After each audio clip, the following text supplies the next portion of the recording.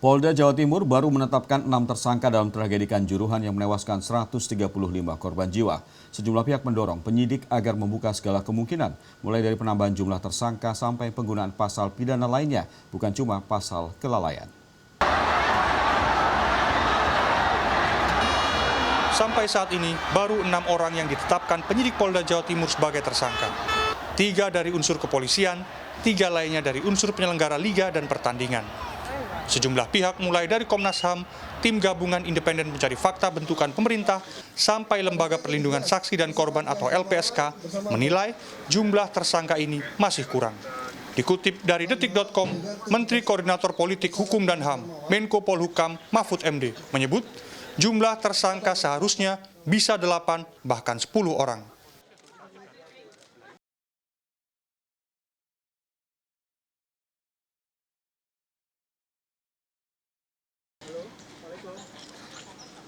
Kritik terus disuarakan karena polisi masih menggunakan pasal 359 dan 360 yang berkaitan dengan kelalaian serta undang-undang olahraga. Sejumlah pihak mendorong polisi menjerat para pelaku dengan pasal pembunuhan 338 dan 340 serta pasal penyiksaan.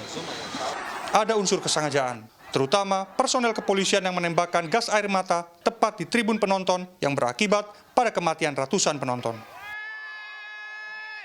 Perbuatan menembakkan gas air mata itu kepada para penonton itu, ya pertanyaannya apakah itu perbuatan hanya sekedar kelalaian atau perbuatan kesengajaan?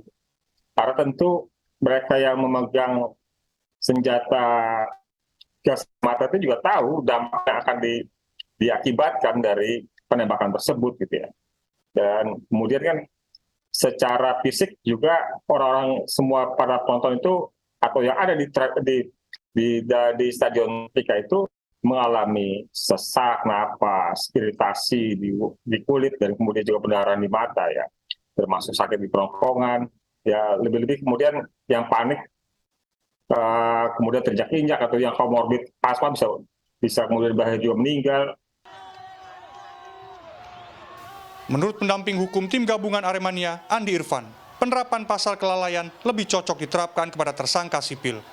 Sedangkan untuk pasal pembunuhan dan penyiksaan memenuhi unsur tindakan aparat keamanan, dalam hal ini yang menembakkan gas air mata.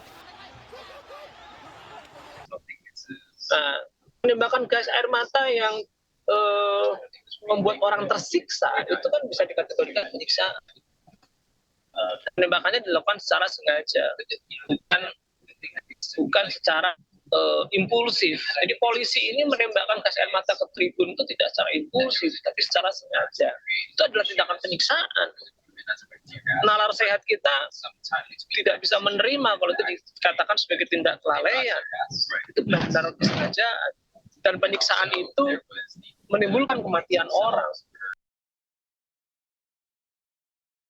Kemudian, penggunaan Undang-Undang Perlindungan Anak karena lebih dari 30 anak tewas dalam tragedi 1 Oktober malam itu. Polisi sendiri masih menunggu hasil otopsi 2 jenazah korban tragedi Kanjuruhan untuk memastikan penyebab kematian korban. Miftah Farid, Miki Peresia, Surabaya, Jawa Timur.